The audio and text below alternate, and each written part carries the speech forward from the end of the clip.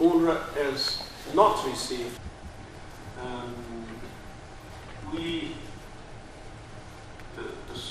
The Secretariat is at the disposal of Major donors to the United Nations Palestinian Refugee Agency have suspended funding to the organization, following allegations that around a dozen of its employees were involved in the October 7th Hamas attacks in Israel.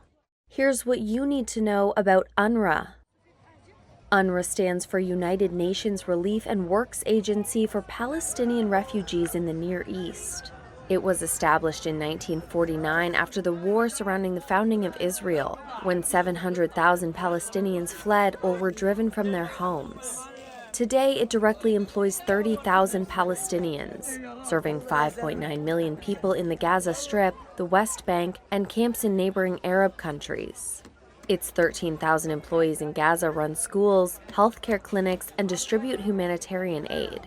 Its services have grown more important since 2005, when Israel and Egypt imposed a blockade.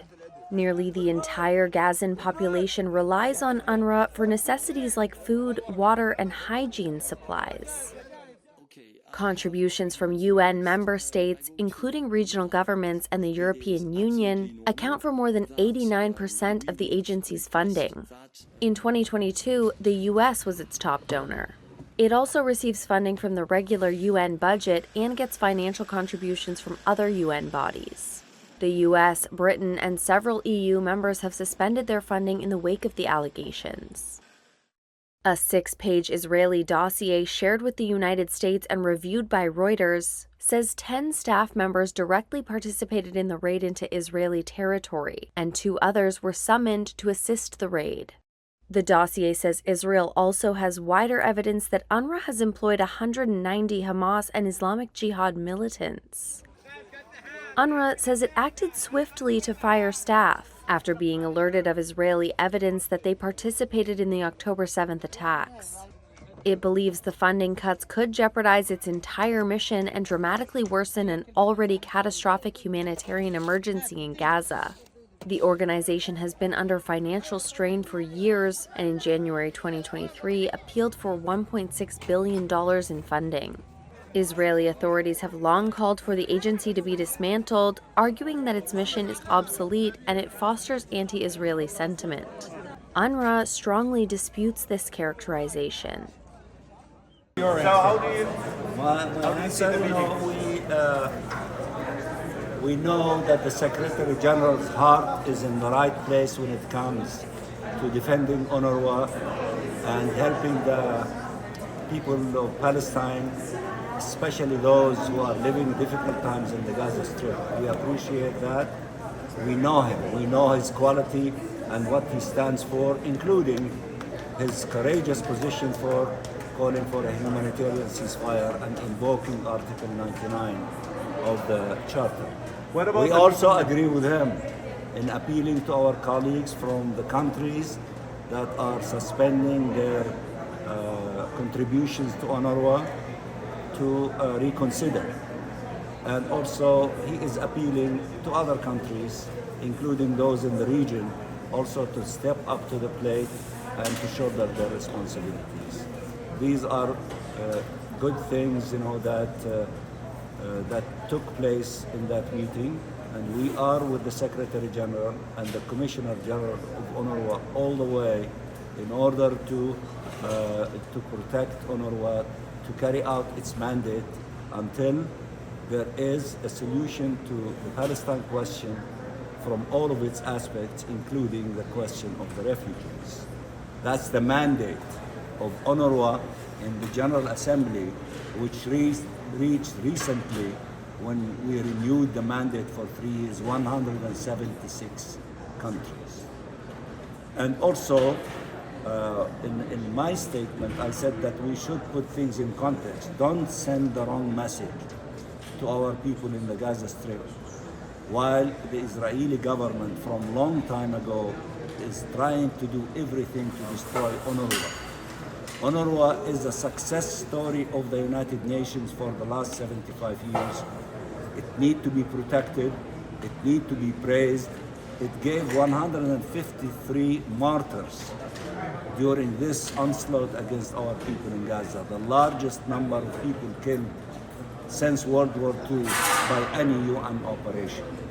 So instead of, praising UNRWA, don't take steps that could constitute a collective punishment against millions of Palestine refugees.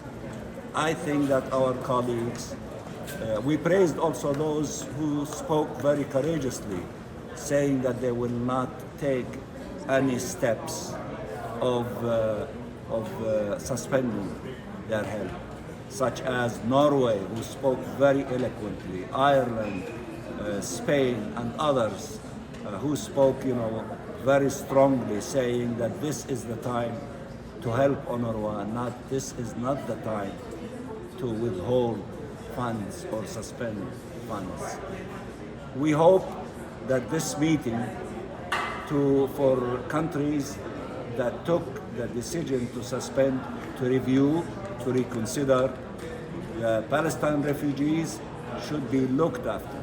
UNRWA should be rewarded. It is the huge army of the international community to implement what all of them are saying. We need to have humanitarian assistance up to the level of the needs of the people of the Gaza Strip.